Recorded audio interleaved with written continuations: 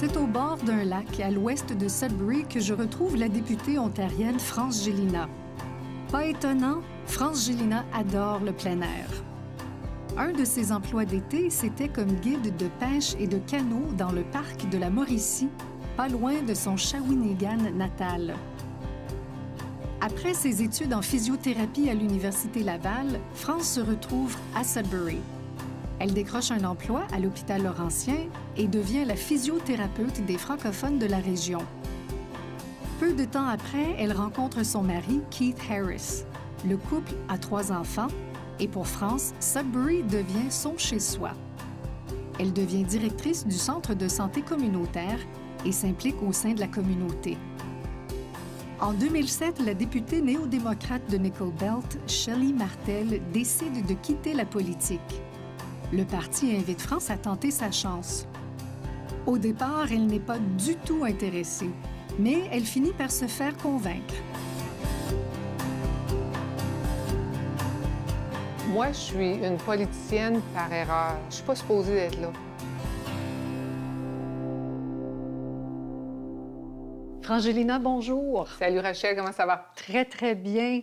Dans la région de Sudbury, vous vous êtes fait une place, que ce soit à l'hôpital Laurentien, au Centre de santé communautaire, en politique. Comment s'est fait cette intégration? Parce que vous n'êtes pas originaire du nord de l'Ontario, mais vous vous êtes fait une très belle place. Comment s'est fait cette intégration? Moi, je suis née à Shawinigan, au Québec. Je suis arrivée à Sudbury en 83. Je venais de finir l'université. Mon chum, dans le temps, allait à l'université Laurentienne. Donc, je suis venue avec lui pour... Lui finissait sa dernière année d'université. Et moi, j'étais physiothérapeute. J'ai eu un super de bel emploi à l'hôpital Laurentien. Étant donné que je savais parler français, il y avait une grande demande pour des physiothérapeutes bilingues et francophones.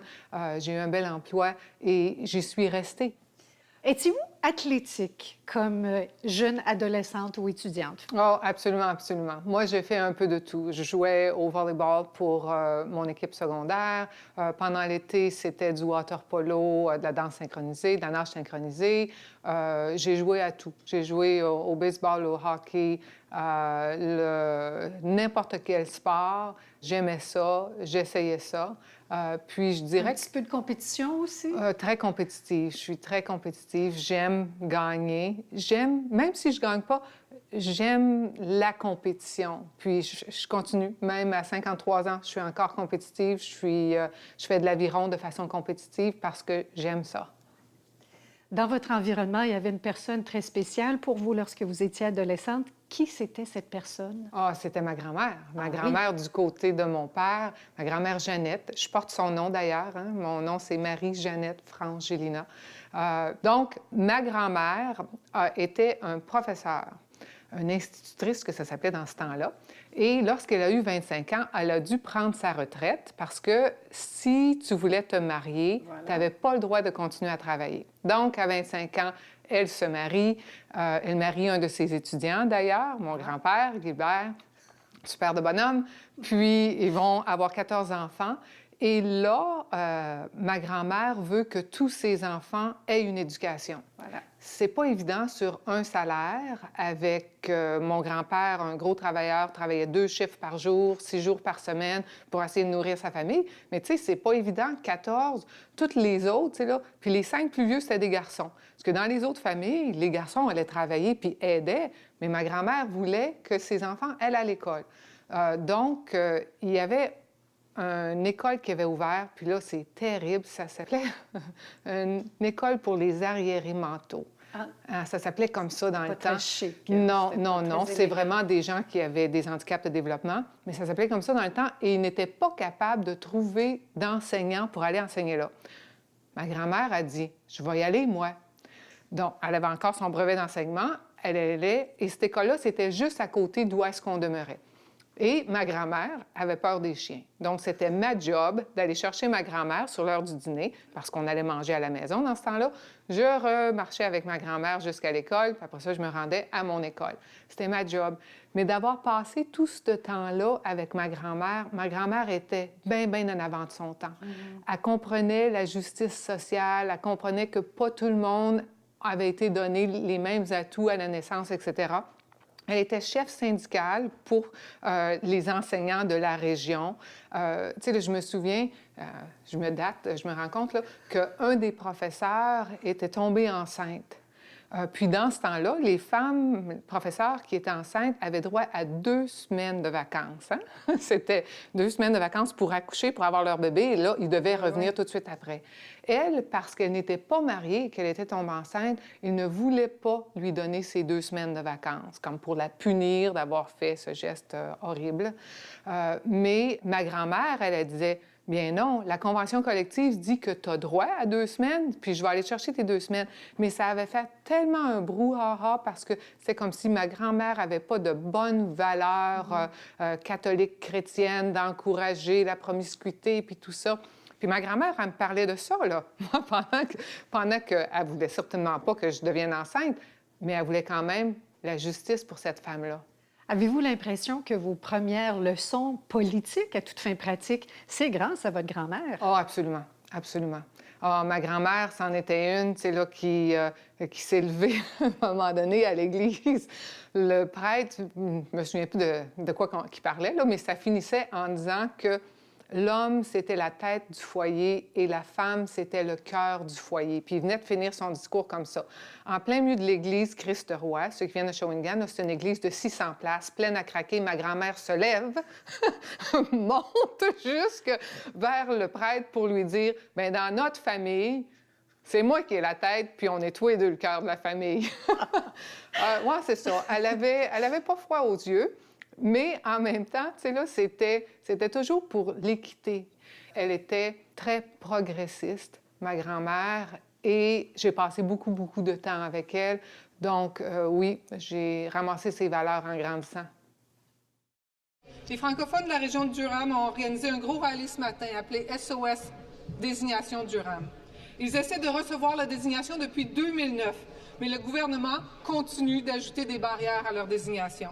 Quand c'est le temps de se faire réélire, le gouvernement a prouvé qu'il pouvait agir très vite, comme la vérificatrice générale nous a démontré dans son rapport sur les centrales au gaz de Mississauga et Oakville. Mais quand il s'agit d'aider les francophones de Durham à recevoir la désignation, ça prend beaucoup trop de temps. Ma question est simple: pourquoi les délais? À Queen's Park, vous faites partie des députés francophones qui sont au gouvernement.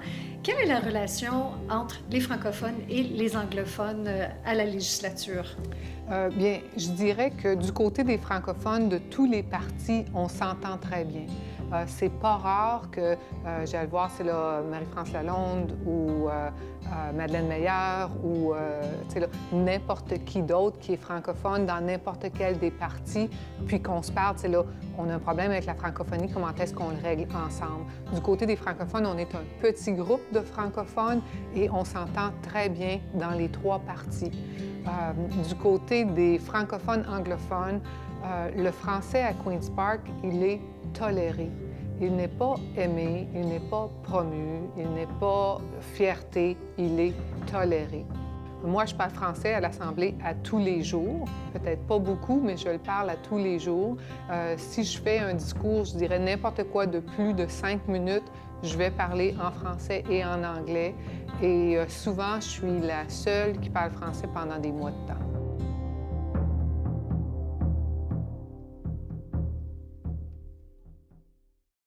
Vous nous avez raconté tout à l'heure que votre grand-mère est la personne qui vous a donné la piqûre peut-être pour la politique avec ses valeurs et son engagement, mais vous l'avez eu de façon très réelle. Vous vous êtes présenté comme député, vous avez remporté. Qu'est-ce qui vous a donné cette piqûre-là de vraiment aller vous lancer en politique? J'aimerais ça pouvoir dire que c'était vraiment une inspiration. C'est rien de ça. Moi, je suis une politicienne par erreur. Je ne suis pas supposée d'être là. Ce qui est arrivé, c'est que la députée qui était en place, c'était Shelley Martel. Shelley Martel moi, c'était ma députée depuis 20 ans. Je l'adorais. Elle avait comme portfolio la santé. Donc, on se parlait souvent. Moi, je venais du milieu de la santé. Elle ne venait pas de ce milieu-là, mais avait ce portfolio-là comme politicienne. On se parlait souvent. Je l'adorais et je l'admirais. Là, elle annonce qu'elle prend sa retraite. Ils mettent en place un comité pour chercher un remplaçant, une remplaçante. Puis là, à un moment donné, ils viennent me le demander à moi. Là, moi, je dis, waouh, politicienne, mon Dieu, je suis vraiment flattée. Je ne pourrais pas m'imaginer comme politicienne, mais non, merci. Moi, j'aime ma vie vraiment? comme elle est là.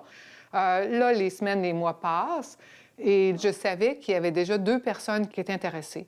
Un était chef syndical pour les enseignants, l'autre était chef syndical pour la fonction publique, arrivait avec des grosses machines derrière eux, puis tout ça. Puis là, ils revenaient me voir pour dire, tu sais, là, France, on t'entend parler dans les conférences, tu dis que si les femmes prenaient leur place, 50-50, ce serait bien différent. On n'a pas assez de femmes dans les positions de leadership. Là, on m'offrait une position de leadership, puis moi, je ne la prenais pas. Il faut dire aussi que quand les Martel décidaient que vous alliez être celle qui allait remplacer Shirley, la dynastie s'était presque assurée que vous alliez être la prochaine députée. Oui, mais tu sais, tu as parfaitement raison. La machine des Martel, c'est phénoménal. Eli a eu le siège pendant 20 ans. Sa fille Shelley a eu le même siège Nicole Bell pendant 20 ans. Oui. Il y a eu des redéfinitions de comté au travers de tout ça, là, mais ça faisait quand même 40 ans. Donc là, ils viennent me voir. Je sais qu'il y a d'autres mondes qui se présentent, qui veulent le poste. Ça fait que j'ai comme accepté de mettre mon nom parce que je savais qu'il y avait d'autres personnes qui avaient bien plus d'appui que moi, qui se présentaient contre moi. C'était pas mal, comme j'avais pas de grandes intentions de gagner ça, moi, cette affaire-là. On me l'avait offert, j'étais pour faire une bonne job, là, mais j'étais pour être bien contente que quelqu'un d'autre gagne. Grande histoire courte, c'est moi qui ai la nomination. Et même chose, je me souviendrai toujours le soir avant les élections.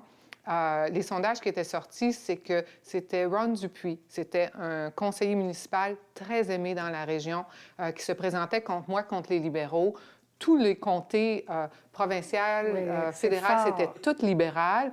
Puis là, bon, ben ça disait que c'était lui qui était pour gagner. Je me souviens, moi puis Kate, on s'est assis puis j'ai dit, bien, c'est aussi bien que ça soit les libéraux qui gagnent parce qu'on va pouvoir reprendre notre vie comme elle était avant. Et surprise. J'ai gagné. J'ai gagné. Donc, c'était pas vraiment planifié, c'est arrivé. Je suis très heureuse et très fière que ce soit arrivé, mais je pourrais pas dire que c'est quelque chose auquel j'ai jamais rêvé, non. Le Nord est tricoté serré. On parle d'Élie Martel, sa fille Shirley et Howard Hampton, qui était son conjoint. C'est ça. Est-ce que vous recevez des conseils de Shirley Martel? Êtes-vous encore en contact avec elle? Elle est sur le speed dial. Personne ressource. Je ne sais pas comment on dit speed dial en français, mais je sais comment l'utiliser, par exemple. Oui, Shirley connaît bien le milieu politique, connaît bien comment ça se passe à Queen's Park et m'a été une ressource exceptionnelle. Donc, oui, j'ai été élue. J'en suis très fière, mais je dois une dette de gratitude à la machine des Martel. Pas seulement Eli, sa femme, sa fille, mais tout ce qu'ils ont bâti dans Nicole Belt. Vous arrivez à Queen's Park, vous vous installez, vous faites votre place. Vous êtes très habile pour présenter des projets et les mener à bon port. On pense entre autres les salons de bronzage pour les moins de 18 ans, les affichages de calories sur les menus. De quelle façon vous vous prenez justement pour faire avancer des dossiers quand ce n'est pas votre parti qui est au pouvoir?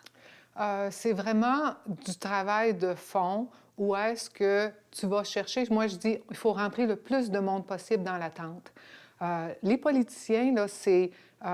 moi, je dis souvent, tu sais, tu bâtis, puis tu bâtis la parade comme je vais aller voir des groupes qui peuvent avoir un intérêt là-dedans.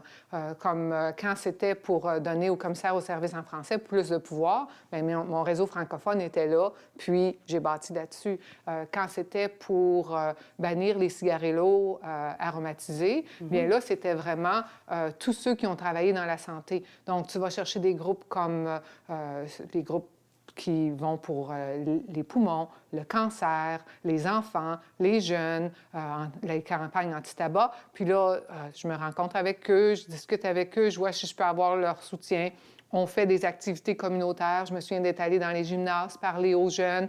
Les jeunes ont fait des pétitions. Même chose avec l'École de médecine ici. Ils m'ont beaucoup appuyé. Ils ont payé pour une campagne de cartes postales, puis tout ça. Puis une fois que la parade est assez grosse, le politicien va se mettre devant la parade, puis c'est nous autres qui passent au travers de la porte. Mais vraiment, le gros du travail, là, c'est les Ontariens et Ontariens qui l'ont fait. Puis à un moment donné, bien, comme politicien, on vit dans une démocratie. Il faut qu'ils écoutent la population. Tu sais, là, quand l'Association canadienne du cancer te dit 85 des gens veulent que ça l'arrive, tu es pas mal placé comme politicien pour dire non, nous autres, on pense pas. Donc, c'est vraiment le travail du terrain. Rester connecté à tes racines, rester connecté aux gens qui offrent des soins, qui ont besoin de soins, qui offrent des services en français, qui veulent un rôle pour le commissaire, etc., etc. Parlons de la place des femmes à Queen's Park. C'est quand même historique. Ces temps-ci, on a une femme première ministre. Oui. Chez vous, les néo-démocrates, je crois que vous êtes les plus nombreuses. On a plus de femmes que d'hommes dans notre caucus. On a 51 mais on a quand même plus de femmes que d'hommes. On est le premier caucus au Canada qui a jamais eu plus de femmes que d'hommes dans son caucus. Et de quelle façon est-ce que cet équilibre-là fait en sorte que la politique est différente, que les femmes prennent leur place? Bien, moi, je suis arrivée en 2007 à Queen's Park. Ça a pris 30 secondes que c'était clair que j'avais pas d'affaires là. Queen's Park, c'était pour les hommes blancs, riches, d'un certain âge. Moi, je n'étais pas un homme, je n'étais pas riche, je n'étais pas vraiment d'un certain âge encore. Puis j'étais blanche, bon, 1 sur 4. Mais c'était clair que j'avais pas d'affaires là. Puis tu le sentais à chaque pas. C'est oppressant, c'est déprimant.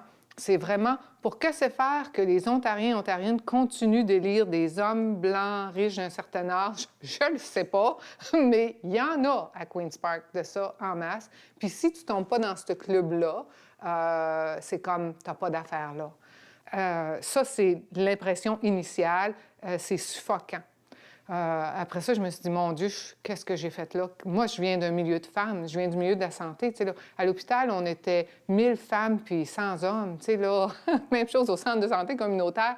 Là, j'arrivais dans un milieu d'hommes qui vraiment se gênaient pas pour me dire que j'avais pas d'affaires là.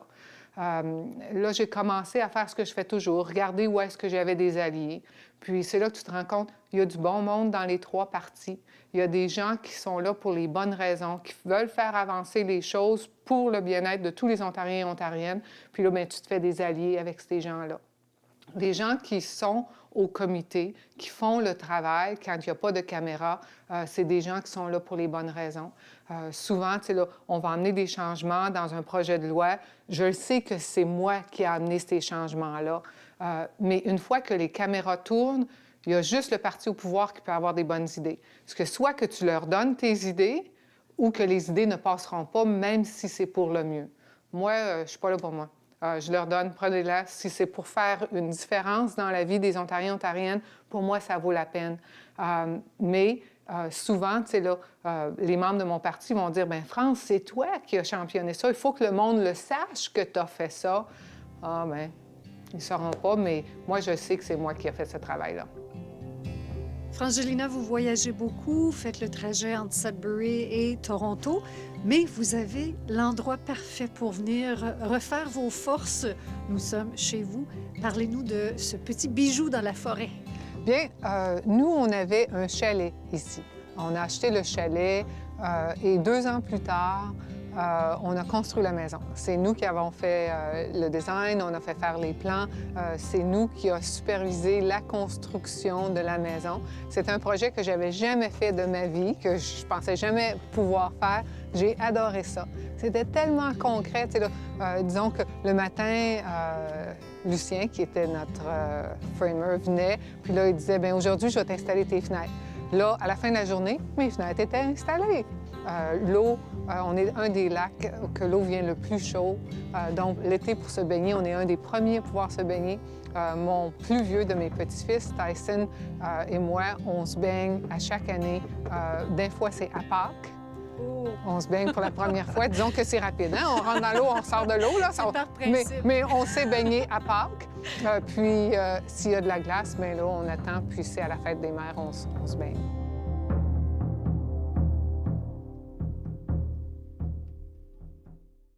Frangélina, c'est question aussi d'avoir beaucoup de responsabilités, mais vous avez également une vie. Vous êtes maman, grand-maman.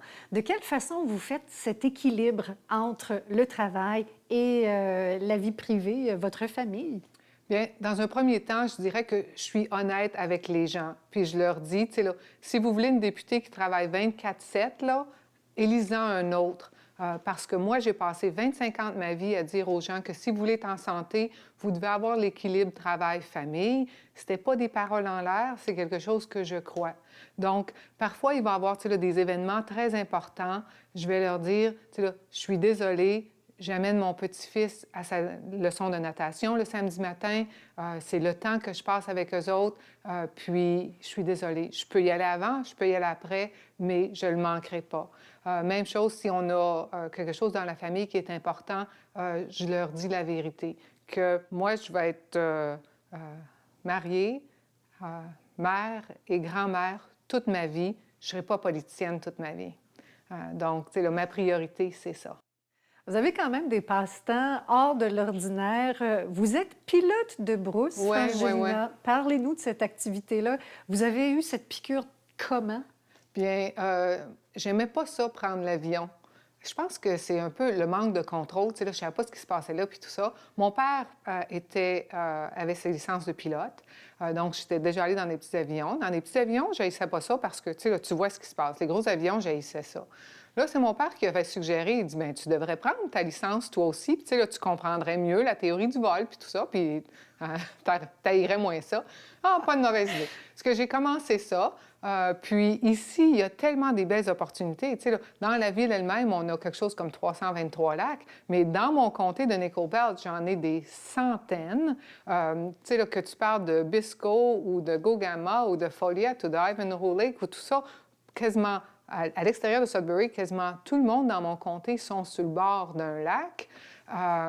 C'est merveilleux, c'est merveilleux. Moi, je fais l'avion de brousse surtout, donc je peux atterrir sur un petit lac de rien.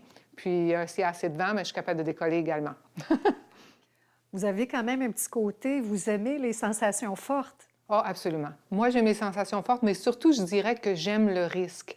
Avec le wakeboard, tu sais que tu vas finir en tombant. Tu sais juste pas quand est-ce que tu vas tomber.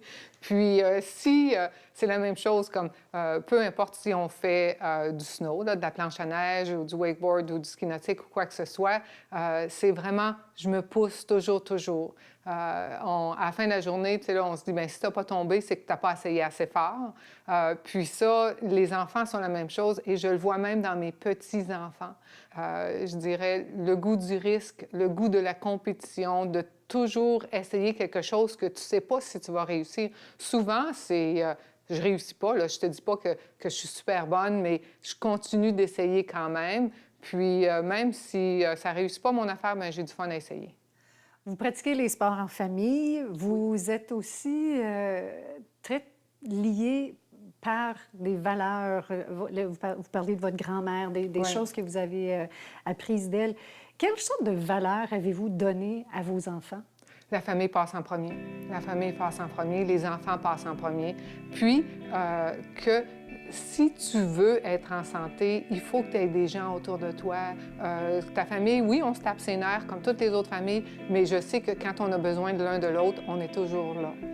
Ça fait que des conflits, on en a eu, puis on va en avoir, là. C'est pas ça la question, mais au moins, tu es toujours respectueux de ta famille, puis tu es toujours là. Frangélina, merci beaucoup. Ça me fait plaisir.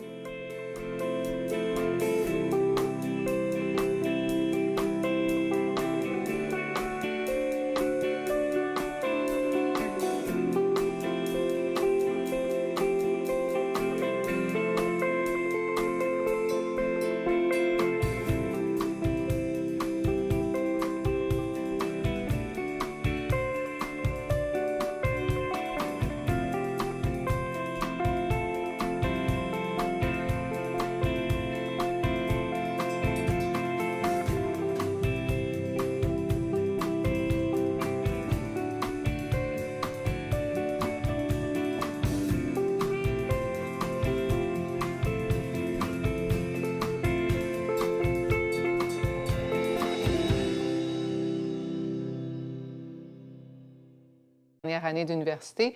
Et moi, j'étais physiothérapeute. J'ai eu un super de bel emploi à l'hôpital Laurentien.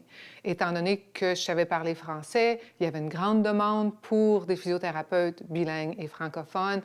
J'ai eu un bel emploi et j'y suis restée. Étiez-vous athlétique comme jeune adolescente ou étudiante? Oh, absolument, absolument. Moi, j'ai fait un peu de tout. Je jouais au volleyball pour mon équipe secondaire. Pendant l'été, c'était du water polo, de la danse synchronisée, de la nage synchronisée. J'ai joué à tout. J'ai joué au baseball, au hockey, n'importe quel sport. J'aimais ça, j'essayais ça. Puis je dirais Un petit peu de compétition aussi? Très compétitive. Je suis très compétitive. J'aime gagner. J'aime, même si je ne gagne pas, j'aime la compétition. Puis je continue. Même à 53 ans, je suis encore compétitive. Je fais de l'aviron de façon compétitive.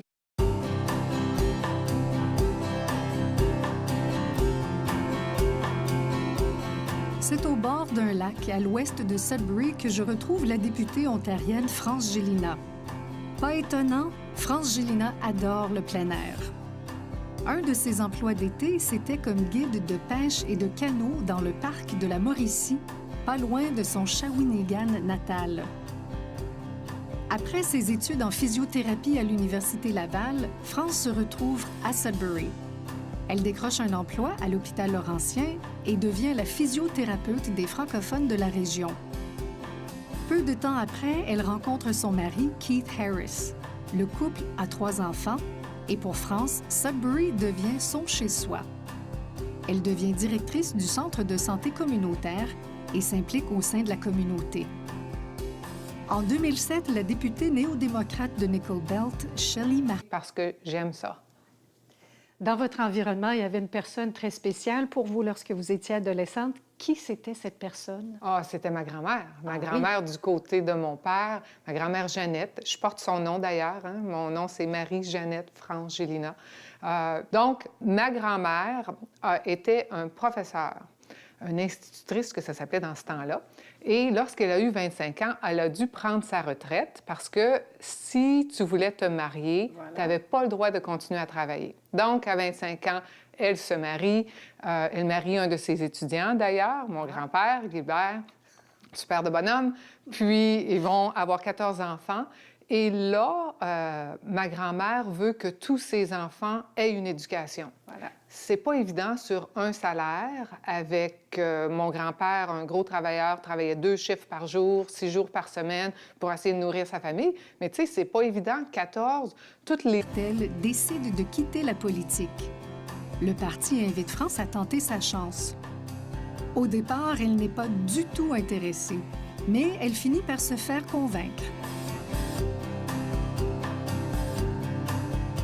Moi, je suis une politicienne par erreur. Je suis pas supposée d'être là.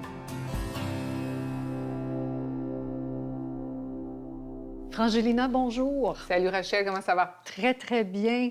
Dans la région de Sudbury, vous vous êtes fait une place, que ce soit à l'hôpital Laurentien, au Centre de santé communautaire, en politique.